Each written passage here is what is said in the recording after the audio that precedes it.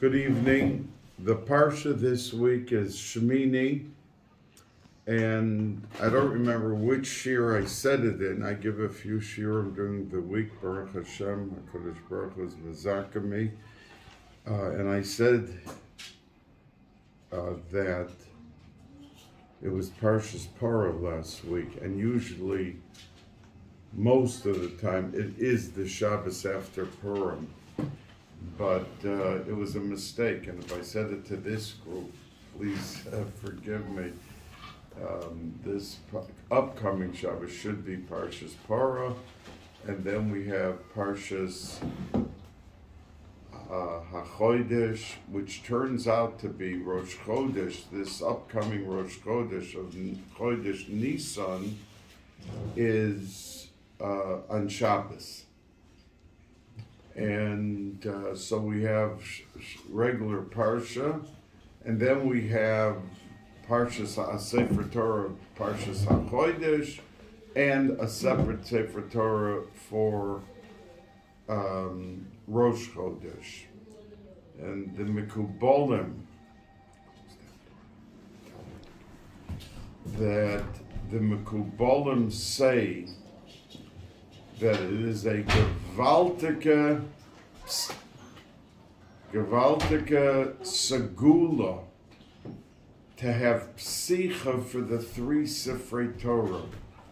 And different sources bring different things, segula for children, segula for ashiras, all different types of segula. And it doesn't mean taking out the Sefer Torah. What it means is the psicha, the opening of the Aron for the three Sifrei Torah. And that's why you find in some shuls as much as $20,000. They bid it for that psicha, which is upcoming, not this Shabbos, but a week from this Shabbos. The Avoid Rom, the Tamim and Hogim, they all bring it down. So why do I mention this week, next Shabbos? Because Vayehi Bayom Hashmini, our Sedra, begins talking about that day, Rosh Chodesh Nisan. You see, they began in Chof Gimel Odor. They began the Chanukas HaMishkan, the celebration, the dedication, the inauguration of the Mishkan. Moshe Rabbeinu got the tzivui vayimi mochras the day after Yom Kippur. He told the Yidden to gather the gold and silver and all the materials that they needed. It took them up until Hanukkah, and Hanukkah they finished. And Al Pi Tzivui, HaKadosh Baruch Hu told Moshe Rabbeinu, do not inaugurate or begin the Avodas HaMishkan until Nisan, which means they began 7 days before. There were Shivas Yemei Hamiluim, which they began. And every day, beginning Chodesh Nisan, a different Shevet brought a korban. And interestingly, we know that, of course, that Nodav and Avihu, and we're going to talk a little bit about that in just a moment, went and brought a korban. They went and brought incense. They brought an Eish Zara, Asher Lo Tzivo. They were not commanded to do it. They were big tzaddikim, gemurim, and they made a mistake.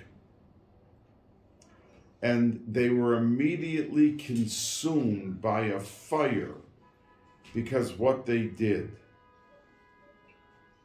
Now that made, on Rosh Chodesh Nisan, it made Aaron and the two remaining sons, Elazar and Isamar, oinanim.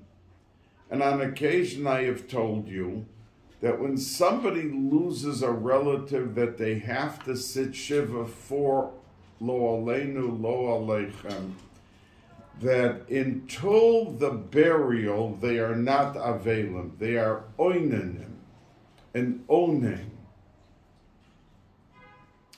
And that means they are supposed to be taking care of arrangements for the mitzvah that is on them to as quickly as possible, because there is tsar to the nifter, there's pain if they wait for the burial, and that's why, the Satan always comes into play to, people, oh, well, there's a third cousin from California that wants to come, so we'll delay for the Levaya from today 2 days because of that cousin and because of an uncle.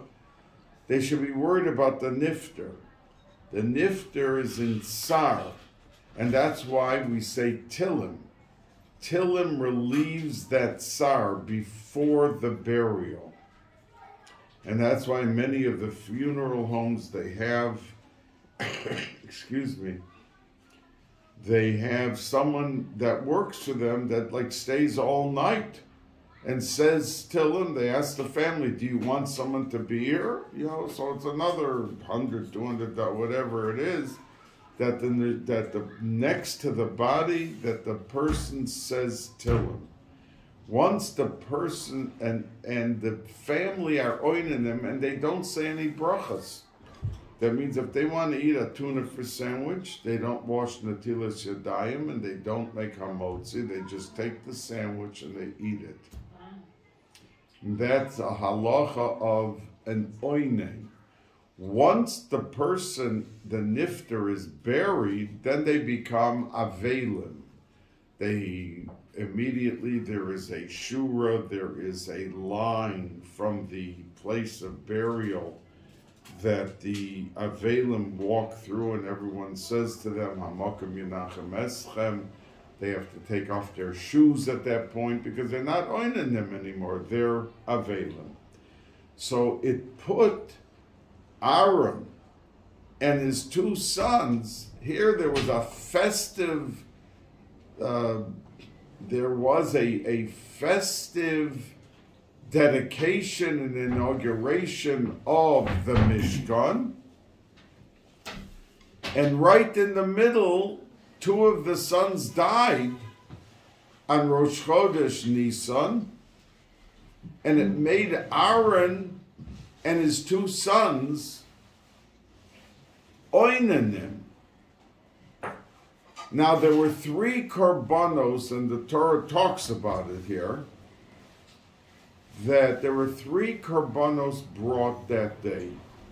There was Nachshon ben Aminadav, who brought his singular korban only for the dedication. He never did it again.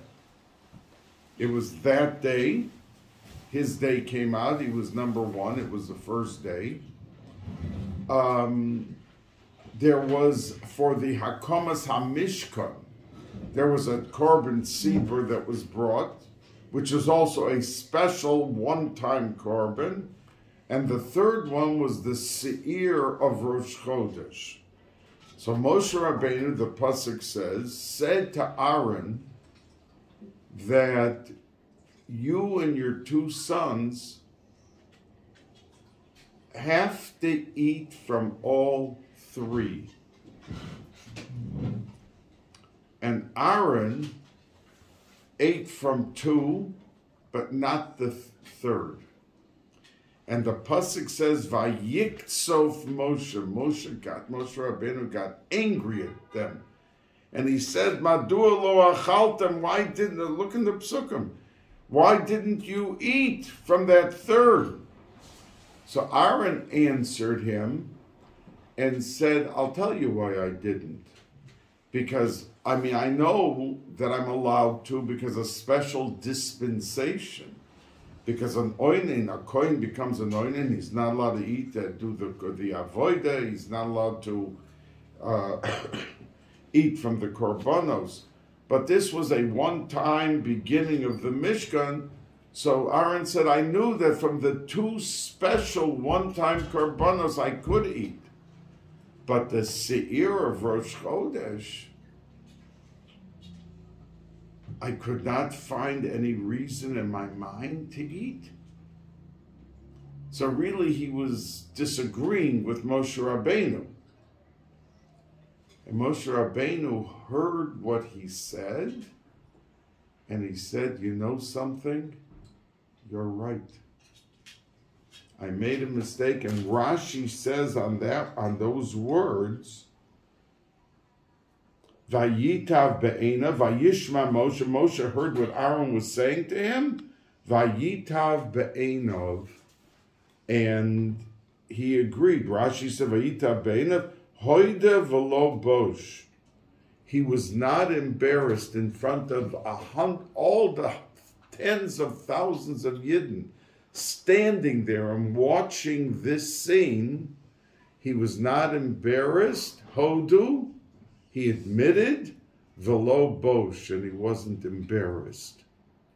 And the lesson to us is that many times in a week or in a month, we are confronted with, we're human, we make mistakes. How do we handle the situation? Do we try to cover it up? Oh, I thought this. Oh, I meant that. Isn't this really the this? So I thought that. There is a complete mirage. There is a complete defense system that kicks in. This parsha teaches us that Moshe Rabbeinu, in front of everybody, and it's not easy for a leader to get up in front of everybody and simply say, you are right, I made a mistake. And that's exactly what Moshe Rabbeinu did. He admitted the mistake, he accepted it, and they moved on. And that's what Rashi says, Hodu velo bosh. Now,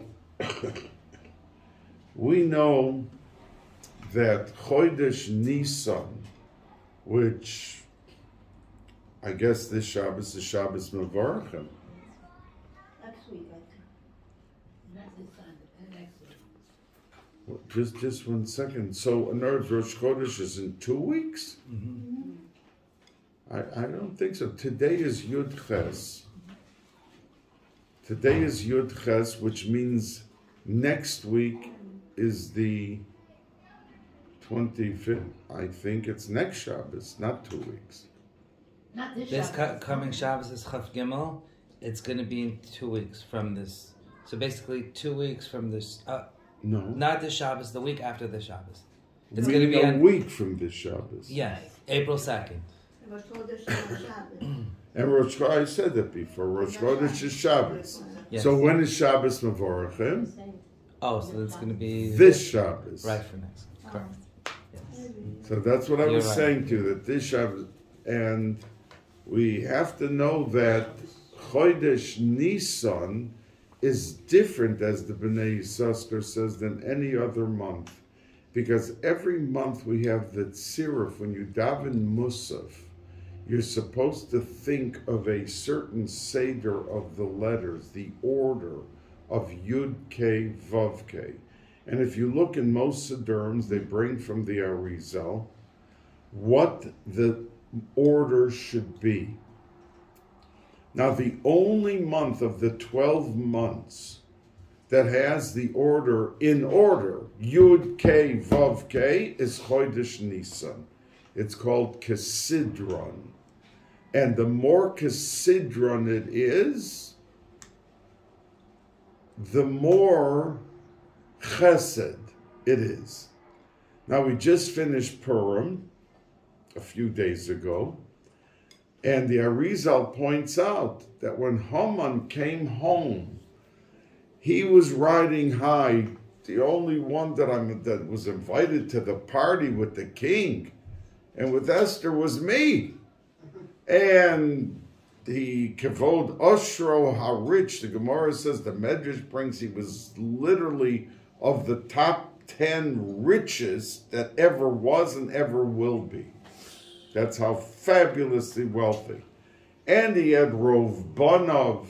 He had a lot of family. So he was riding very high. But suddenly he started to fall and slip completely down. When did that happen, says the Arizal? It happened when he came home and he said to his wife and his children, he spoke about Kivod Osher v'Rov Banov, v'chol zeh einenu shoyveli. All of this is worthless to me as long as I see that guy Mordechai sitting there by the Shar HaMelech. Says the Arizal, those words, if you take Zeh, the last letter of the word Zeh is a Hey. Shoive is a Hey. Einenu, the last letter, is a Vav. Shoive, v'chol Zeh. Zeh is a Hey, the last letter. Einenu is a Vav. Shoive is a Hey, and Li, the last letter, is Yud, which it's exactly the opposite of being in order. That's the Yud K Vav K backwards, which says the Arizal is complete din. It's severe, and he didn't know that when he said those words, V'chol Zeh Nenu Shoive Li, he opened up a gateway to terrible tsaris, which he was hung. He was hung right then. How did it happen from being so mazeldik to such misfortune? So the Arizal says because he went and said the Shem backwards, and that pulled down the carpet from under him, and he sunk, and a day later he was dead. Wow. And we know that the Arizal says, my whole share is not about the Arizal, but I wanted to just share it with you that came to mind. The Arizal says that if any man takes a haircut by a goy, a Jew takes a haircut by a goy, he loses his tselem Elokim. That means we were born in the image of God, and every Yid has a tselem Elokim, and many tzaddikim used to stand up even for Rishonim, and they said he still has a tselem, they'll do tshuva, but he has a tselem Elokim. So I am mechabed him. But that tselem Elokim, the Arizal said that for a dentist or a doctor or anything, you can use anyone, whoever's the best. The one thing you're not allowed to use is a goy for a haircut. What about for women? Men.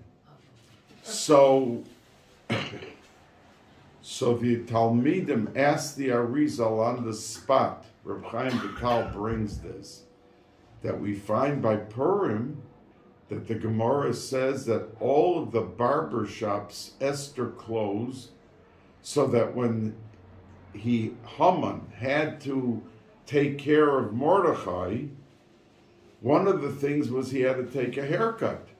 So since all the barber shops were closed, so Haman had to give him a haircut. So they asked the Arizal, Haman was a goy. How could Mordechai allow Haman to give him a haircut? So he answered and said, because this rule that the goy could take off the tselem Elokim is only if the goy is going to live the next 30 days. And since Esther and Mordechai had the level of nevuah, not just Basko and not just Ruach HaKodesh, they had the highest level, they knew that at the end of the story Haman was going to be killed. So therefore there was no problem of him giving the haircut to him. So brings Reb Chaim Vital. And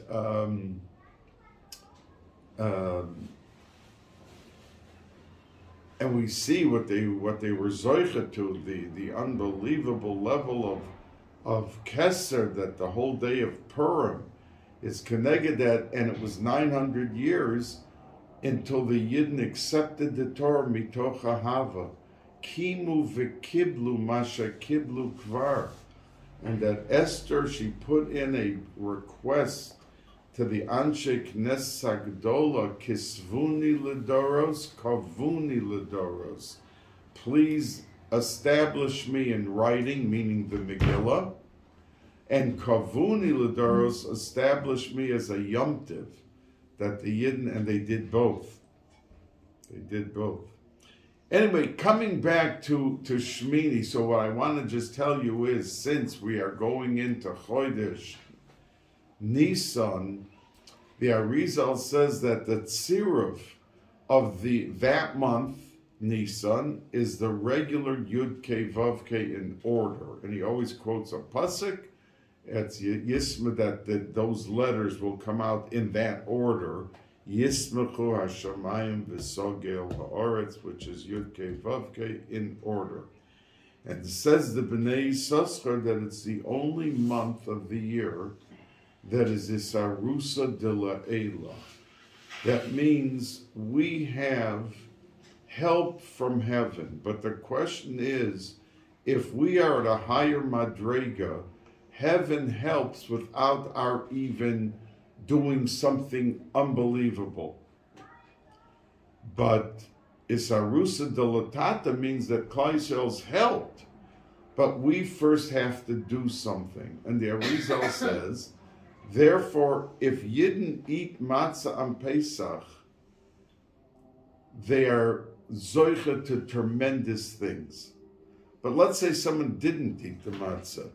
He would still get birkas moyadecha. He would get a tremendous flow of hashpah, because that comes down regardless of what we do or don't do. Someone that does do the mitzvahs, then he's even higher. But when it comes to Tishrei, if you don't take the shofar, or you don't take the lulav and esrog on Sukkos, then you don't open up the treasure chest. There must be Isarusa Dilatata. You have to start off here because it's not Isarusa Dilaela like Chodesh Nisan. And that's the reason that it is the shoirish of all Geulas.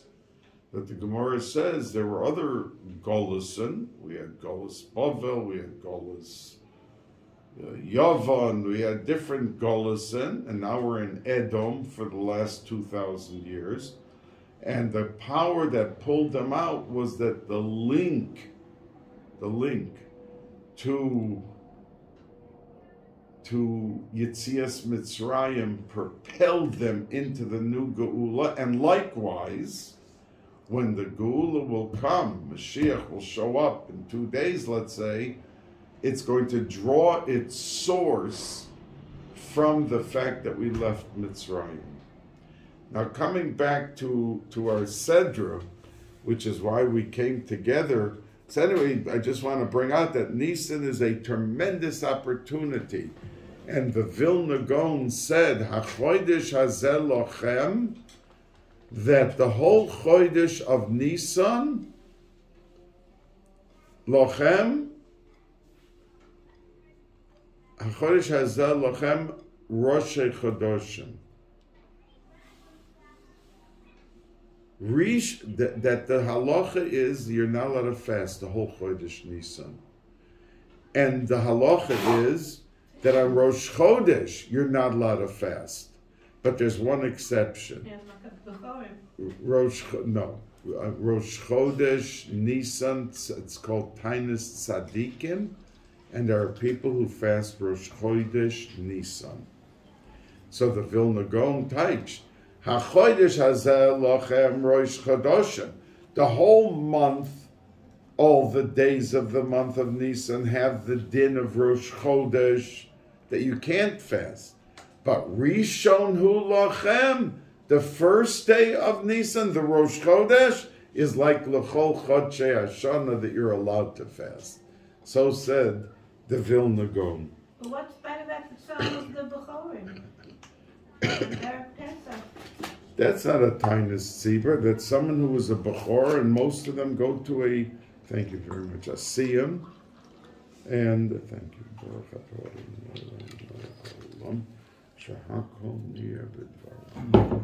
thought if a child is too young, then a parent has to do it for him. We were strict in my family about that. My brother does it to this Oh day. yes. No, there's people. If people, the halach is if someone doesn't have a siyam, he has to fast. If he's a bechor. Yeah, If he's a bechor. But a child, when he gets to the age, you have to do it for him. We're strict about that.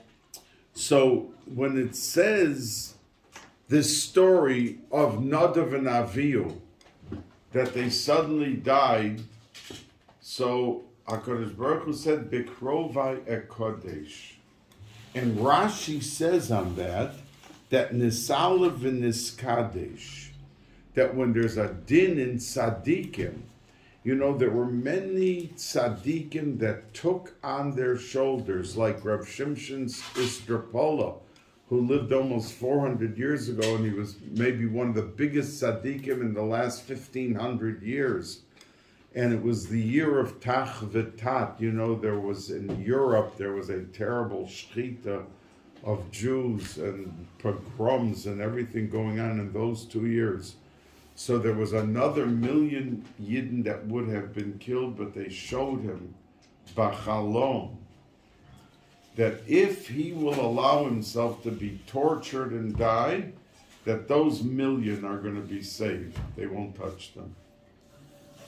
And he agreed, and he was tortured, and he died, and he gave up his life to save so many Yidden, and that's what the Rashi says on this, because, I mean, you know, it was a question always asked, even when the Asara Ruge Malchus were killed, the angels screamed out to HaKadosh Baruch Hu, oh, this is the Torah and this is the reward? That they're tortured to death for having perfected, they didn't do an Aveira, that they never stopped learning for a second Torah. This is the reward for being like that? And HaKadosh Baruch Hu answered and said, this is a gezerah from me, and I don't want to hear one more word, because I'm telling you, if I hear one more word, and it's in the Kinnis, you can see that HaKadosh Baruch Hu answered. And said, if I hear one more word of question and complaint, I'm going to completely destroy the world and start all over. That's what he answered. So with Nadav and Avihu, we get the rule and the Ramchal. I'm sure many of you have heard of the Ramchal, Reb Moshe Chaim Luzzatto. And he is buried right next to Rabbi Akiva on the top of a mountain in Tveria. Now, Rabbi Akiva began learning when he was 40. Reb Moshe Chaim Luzzatto lived 39 years. And the tzaddikim, the Mekubalim from way back, said that he was a Gilgul of Rabbi Akiva. And he came to this world to fill in and finish the first 39 years that Rabbi Akiva was missing and he wasn't learning. This Reb Moshe Chaim Luzzatto came back with his neshama to fill in the first 39 years. Wow. And if you go to the top of that mountain in Tveria, you will see that there is no one buried near them, like 500 or 1,000 feet down is Reb Chia Ubanov, and another 500 feet Rav Huna. But next to them, right next to Rabbi Akiva, it's only the Ramchal. So the Ramchal says that the person who comes to this world, he has one job, to promote the Achdus of HaKadosh Baruch Hu. And he says that there were many philosophers who said, there are two gods. There's a God that does the good, and there's a separate God. You can't be the same, good and bad. So the Ramchal says he's right, that there's not two separate. Everything that happens is good. We just don't understand it. In other words, sometimes there's a tragedy in a community, and people say, how could this happen? How could God let this? How could that? Every time I talk to Eli Wiesel, he always brought that same up. Where was God during the Holocaust? Was he sleeping? I mean, you saw what happened to the people? And I always used to answer him, this is an area that we as humans cannot understand. When Mashiach and the Geula comes and the curtain opens and you see everything going on behind the curtain, you'll understand why this happened and why that happened. But it's a world that HaKadosh Baruch Hu has a target of Klal Yisrael enjoying Geula Shalema, and anything that happens that looks to us as good or bad is something which is for the good, because it promotes the Geula and the tikkun, the fixing of the world and putting the pieces of the puzzle back in. The whole puzzle fell out, and you're picking it up from the ground and putting this here and putting it there. A lot of times it's easier said than done, and we have sometimes very painful tragedies that happen. And it's like Habakkuk said, if you have the emunah, you can survive. Tzadik be'emunah so yichya. That you can survive. If you don't have the emunah, then you'll never be able to pull through one day, ever. So the Ramchal said that is the purpose of what Rashi here is talking about, that HaKadosh Baruch Hu is Nisala and Niskadesh. When something like that happens to tzaddikim, that it's because it's part of the general drama of the world to promote Yichud and Achdus of HaKadosh Baruch Hu. Now the Gemara says that a person is not allowed to excessively cry when someone dies. The Gemara says there's 3 days for sobbing and mourning, and that. Then there's 7 days to say hesped, to talk about the nifter, and they ask a question because the Arizal says that if somebody on Yom Kippur, when they read the Parsha of Achrei Mos, which is the Kriyas HaTorah in the morning on Yom Kippur, it begins with the first pasuk talking about after the children died, Nodav and Avihu, and then it goes into the whole avodah for the whole Parsha of Yom Kippur, and what he as Kohen Gadol or any Kohen Gadol had to do on Yom Kippur. So the Arizal says that when they lane Achrei Mos, if somebody cries, it's a segul, while that kriya is read, Achrei Mos Shnei B'nei Aaron, it's a segula that never in his lifetime will he see his own children die. The Arizal says it. So they asked the question to the Arizal, how could that be? The Gemara says you're not allowed to cry more than a certain amount. And HaKadosh Baruch Hu says to the person who's crying, are you more of a rachamon, a merciful person than I am? So you're crying like it's a tragedy beyond tragedy. Now, we're not talking about somebody who sits down and they're drinking a tea and they have a memory and they think for 2 minutes that they have a tear or they cry for a moment. But the Gemara says never, if there was one who had lost a child and never stopped crying, and this went on months and months and months, and then into the year and the next year, and they lost the next child. And the Gemara says it kept on till never, the whole family was wiped out. So it's very sad, but we have to try our best to just strengthen our emunah and to be able to focus on what HaKadosh Baruch Hu does, it's good.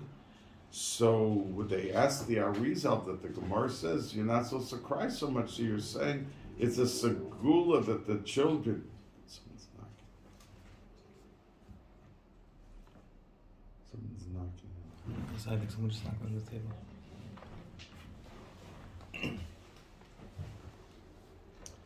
So...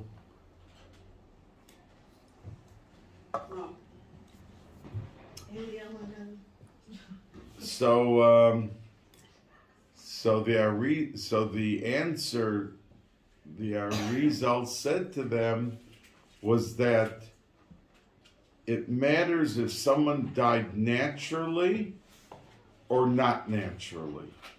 That means if someone lives to 90 years old, and that's the derech ha'olam. I mean, people are born, people live their lives, and people die. You know, as sad as it is. That's who you can't cry for forever. But if someone, not naturally, like someone is killed, and this Arizal, Rav Shimshon Pincus, who was killed on an Erev Pesach with his wife and a child in a car accident, he writes this in his own sefer. But if someone not naturally, in other words, dies like he did with half the family or with 3 members of a family, that you can keep, you're allowed to go on. And that's what he quoted the Arizal as having said. We should all be able to only celebrate, we talk simcha. Now, it says that in the Karbanos, there were 2 Karbanos that were brought. Klal Yisrael brought a egel and a chatos, and Aaron brought 1. So it really says that Moshe Rabbeinu told him, Krav el HaMizbeach, come, let's start doing it. And he was hesitant because he still felt guilty about the egel, that he was innocent. He was just trying to buy time to stall till Moshe Rabbeinu would come. But he felt guilty that such a thing came out for Klal Yisrael. So anyway, one of the korbanos was a kapara for the egel, excuse me, and the other one was a kapara for Mechiras Yosef, the Sir Izim. If you remember, they went and shechted a goat, and they took the kesones, the tunic that he was wearing, that colored coat, and he dipped it in, and they brought it to Yaakov, their father, and you know, like the reference, the inference was that he was killed by a wild animal, probably. You know, where'd this blood come from? So, Rav Yochanan Wasserman, Zecher Tzaddik Levracha, he was in America during the Holocaust, and he went back to die with his Kehillah. Now, only someone that big could do such a thing and paskin like that, because we know that suicide. I mean, he knew he was going back, and he did exactly what he wanted. In other words, he danced with them. They screamed Shema Yisrael, and he wanted to pick up the atmosphere. And he asked a question: how could it be that there's such a thing in this world as the blood libel? Because we Jews are so against blood. What was the blood libel? That they were killing a goyish child, and to bake their matzahs, they were using the blood of the... It's so ridiculous, asked Rav Elchanan Zechrona Levracha. Because blood we run away from. We take out all the blood from the meat. I mean, today they don't kasher. You know, it's done by the butcher and everything. You get ready meat. It's all prepared. But I still remember my grandmother, my baba, taking out the meat and salting and the whole chad gadya of everything that has to be done to get the blood out. So to take such a crazy accusation, and it wasn't just like 500 years ago, there was a town upstate New York in 1928 that came out with a blood libel, and they drove out half the Yidden from the town. It was a terrible scene.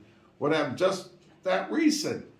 So he asked, how could such a foolish nonsense be accepted? So he answered and said, because when the brothers came and they fooled the father with that thing, with the blood that he saw on the ksones, that opened the door for Goyim to claim such a claim against Yidden.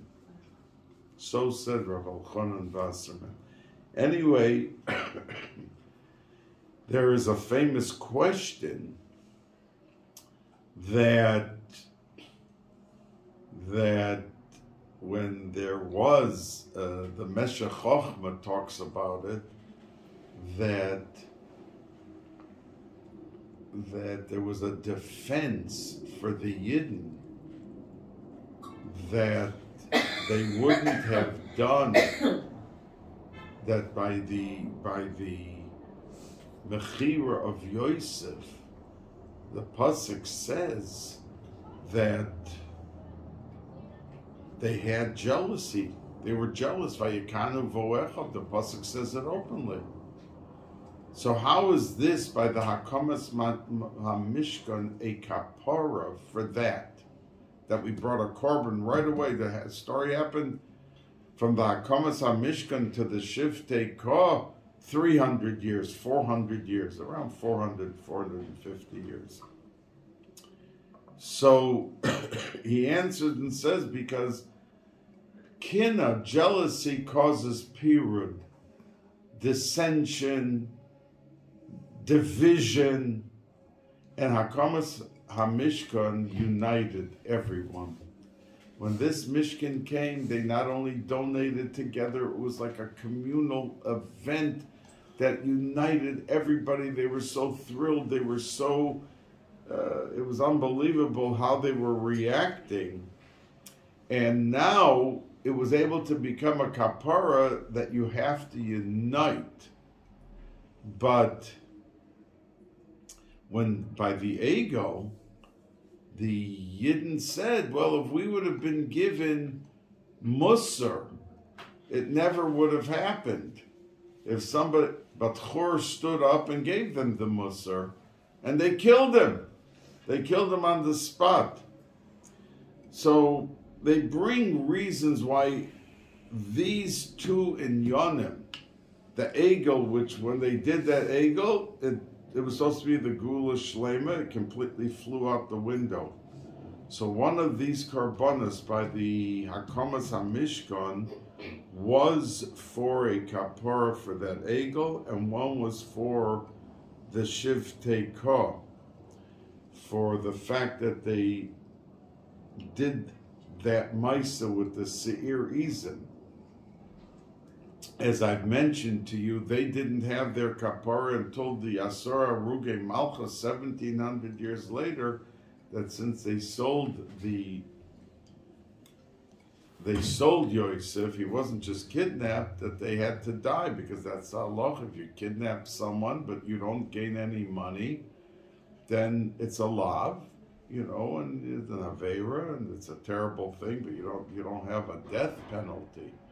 But if you sell them and you get the money, then the halacha is that the person dies. So they were able to bring unity through the Mishkan, and that's why Rabbi Yaakov Kamenetsky used to talk about the fact that why didn't they have the Degolim? You know that they traveled in a format, 3 Shvatim here, 3 Shvatim there, three in the front, 3 in the back. And he asked, why didn't they travel? They were traveling and there was no order. There was no semblance of any type of order. until the end of the year. In other words, the Mishkan was in the Midbar 39 years of the 40 years that they were there. So the Rosh Yeshiva said, because until there was a central focal point, meaning the Mishkan itself, because how did they travel 333? Around the Mishkan. And until a person has in life a focal point of what he wants to do and accomplish, he'll never get anywhere. In other words, a person has to realize that Yidden have in a davening 50 Amens, 10 Yeheshmei Rabbas. They have so much filled with opportunity, but he has to make up that he's not going to let the Yetzer Hara come to him and keep him in bed, and 90% of the minyanim of the year with fancy excuses, so tired, so busy, so this, so that. But he went through a year with hardly coming to a minyan, 10%, 20%. And he has no problem because he's made psychologically, his defense system builds it in. So that's what, excuse me. So that was the focal point, the Rosh Yeshiva said, that gave people purpose, that they woke up, they had to do this, they had to do that with the Mishkan, they had jobs, they had opportunities to grow with it. And that has to be the message to us, that we have to, not just start the day with no purpose. What am I going to do special today that I didn't do for the last 2 months? What inyan, what chesed, and for men, what kind of learning am I doing? Am I doing enough? I promised Rosh Hashanah I'm going to finish this. It's 6 months after Rosh Hashanah. Did you even start what you were busy promising? So that really is the Sifri says, and the pasuk at the beginning of this week's Seder, Zeh hadavar asher tziva Hashem v'yera chavod Hashem, that the pasuk says that this is the thing that you should do, and v'yera aleichem kavod Hashem, and if you do this thing, but it doesn't say which thing. And they do what thing? It says Zeh hadavar. This is the thing. The pasuk doesn't continue and say, therefore do this or that. So there were different opinions as to what it's referring to. The Hamei Dover, the Netziv, said that the pasuk, and he brought a raya from the discussion in the Sifri, that it's referring to never deviating. You always have people, we have a beautiful Torah, and it's full of mitzvahs, and you're always finding someone that's trying to invent something brand new that was not done or was not part of the mitzvahs or part of the minhagim that we have, that they always want to introduce.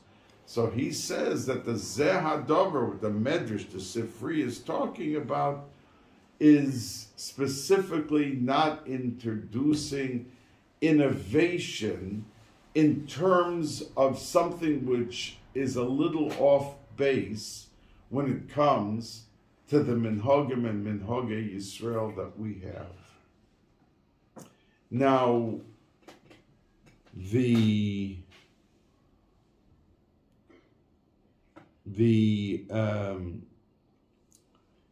others say that it's referring I think the Panim Yafo says it, well, some other Mefarish says that it's referring to the Gaiva, because a person, when they do good, there's a big test. How proud of himself is he going to be? I mean, I just got done doing this and that. I mean, I should be acknowledged. I should be honored at the shul's dinner. I should I mean, after all, I did this and that. So that, he says, is what this pasuk is referring to. You just finished a Mishkan, and there's extra hashros hashchina of HaKadosh Baruch Hu, and you perfected it.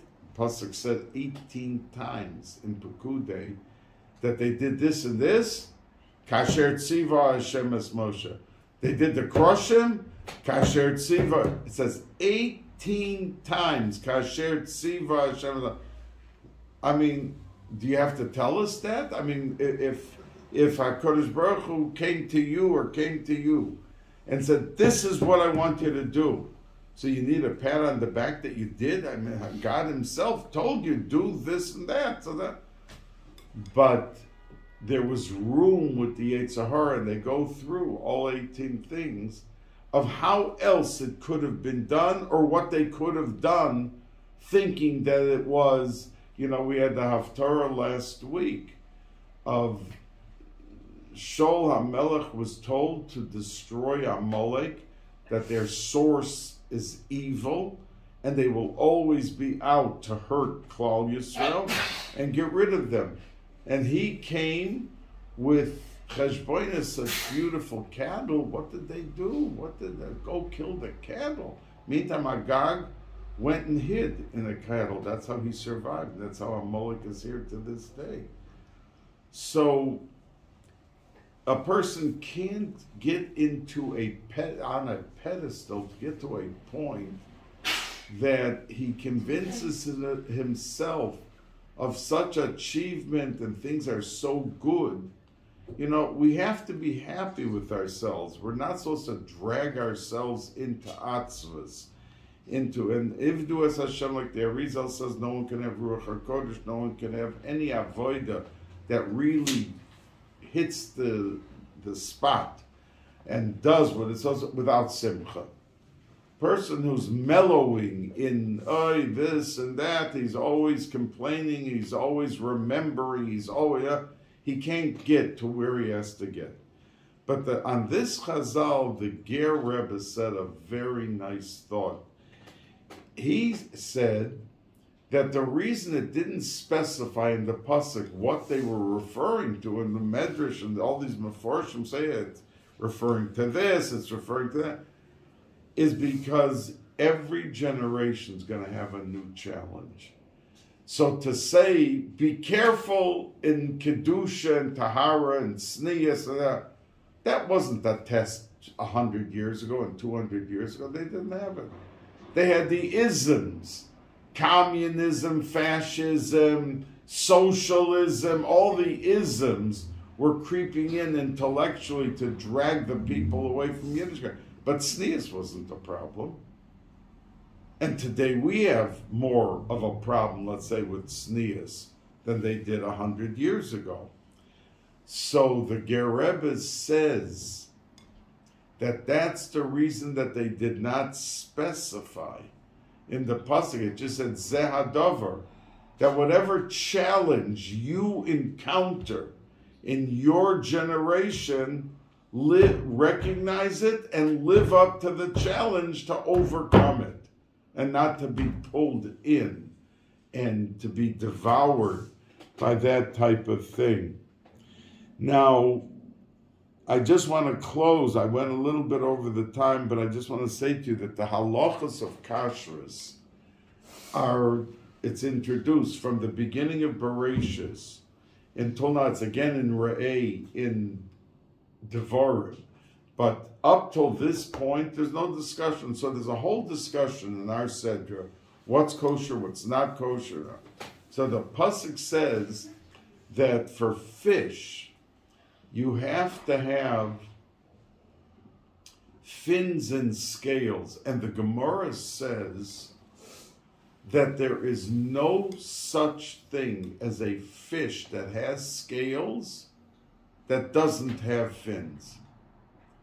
So the Gemara asks, so if that's the case, just say scales, and it automatically is going to have fins. What did you have to say? Snapir v'kaskeses, scales and fins. if they automatically have it. And the Gemara answers, Lahagdil Torah ula adira, which the Meforshim say very interestingly.